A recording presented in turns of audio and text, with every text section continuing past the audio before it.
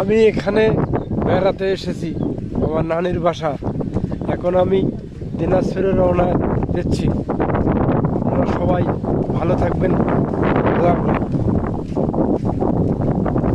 আপনারা আমার জন্য দোয়া করবেন, আল্লাহ পাক ভালো রাখে আমাকে ইনশাআল্লাহ।